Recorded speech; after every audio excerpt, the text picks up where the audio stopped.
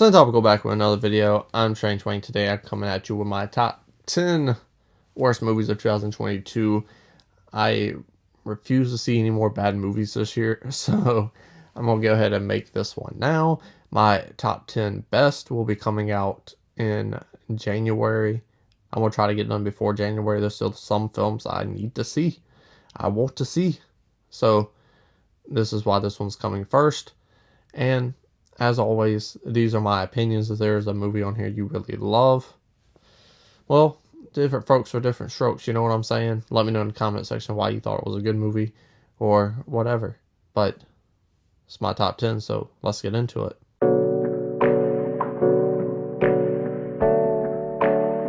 Number 10 for me is going to be No Exit. Okay idea. You know, like, I watched the trailer and I was like, that is intriguing enough.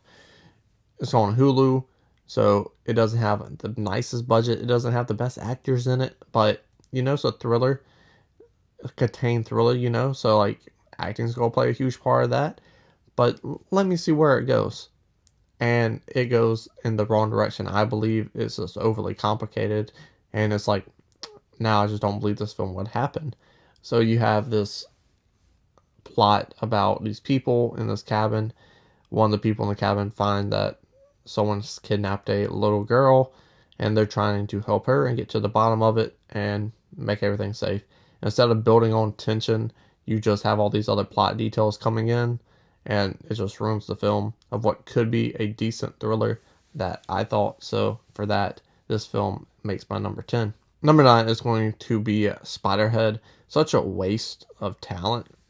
Like, you have Miles Teller in your movie, and this is how you use them.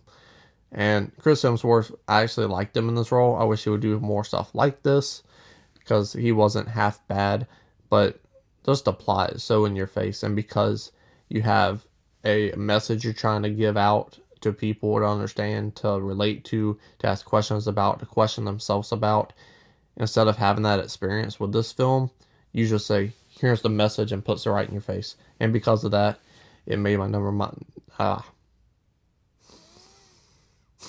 English, motherfucker, do you speak it? It made my number 9 spot. Number 8 for me is going to be Samaritan. Superhero movies suck. I'm just tired of superhero movies, and most of them are, if they're good, because of how many we get, I'm gonna feel like they're mediocre just because I've seen everything in this movie before, probably. That's right, I said it. But number 8 was the worst case of that. Not the worst case of that. The second worst case of that. Because Stallone's in it, and he is a charisma machine.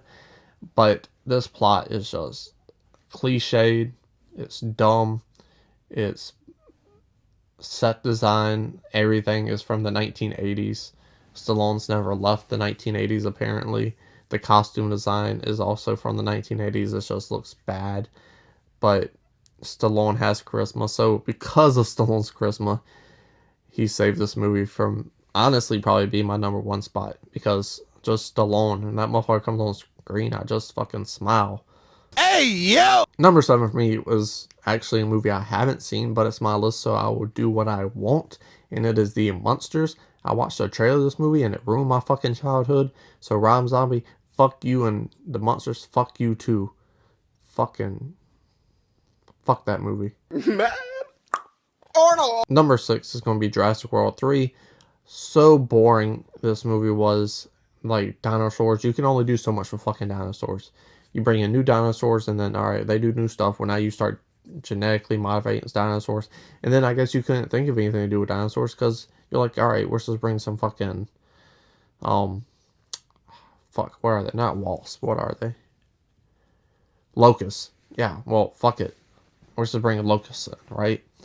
And that shit was lame as fuck. The only good scene, the only good thing about this goddamn movie was Jeff Goldblum directing, fuck, I forgot the Laura Dern and Bryce Dallas Howard in the control room.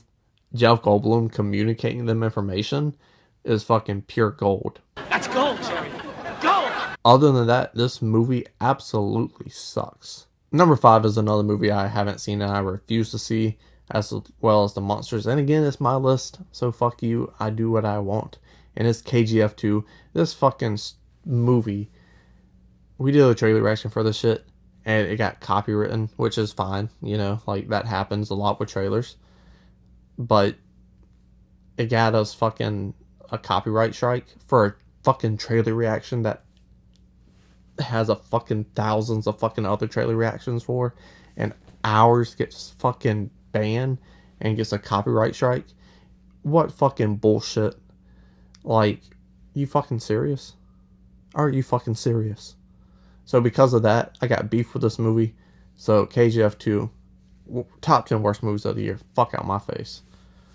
Number 4 for me is going to be Deepwater. You have a lot of acting talent on screen, but you don't have a story to help that. And the subject matter is just poor.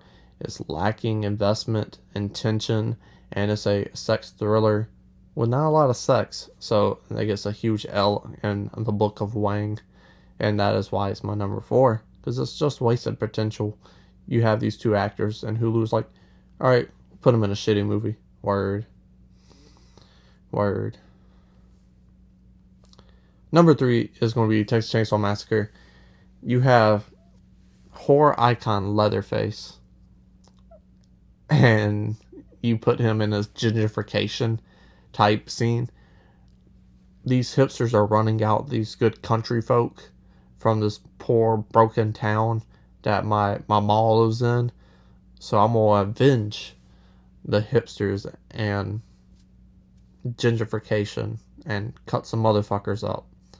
And then did a Halloween thing where it was like, all right, we're supposed to bring back the girl from the original movie, and she's been looking for Leatherface all these years. It's fucking terrible. Honestly, it probably would have been my number 2 spot, but that bus scene where he's just on the bus cutting up hipsters, that's pretty good. But my number 2 spot is The Man from Toronto. The weakest, laziest excuse for an action movie all year long. That I saw Kevin Hart, Woody Harrelson. I think they could have made a good team. I'm tired of the Kevin Hart stick though, but Woody Harrelson to balance him out, I thought that would have been pretty decent. It wasn't. It wasn't. Woody Harrelson said, I'm here for a fucking paycheck. And hopefully he got a really big paycheck, because this movie is so fucking terrible.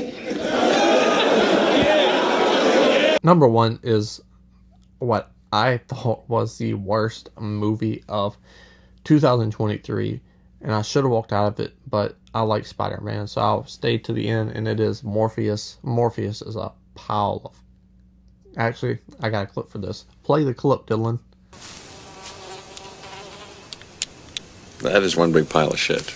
From the special effects, to the villain, to the story, to the plot points in the story, it is the worst case of 2000 superhero movie that we got. And I felt like it was going to go in that direction, because that's how Venom and Venom 2 were. But this just took the drizzling shits to a whole nother level. And it is awful from start to finish. Do I think 30 Seconds to Mars is a bad actor? No, I like him. I think he does good work. But as of late, he's been pretty fucking shitty. So having him in this film, he looked the part, but he did not act very well in his part. He was just boring and bland, and I didn't feel that desire of his character come off screen, which obviously hurt the movie because I'm not behind the lead in the movie.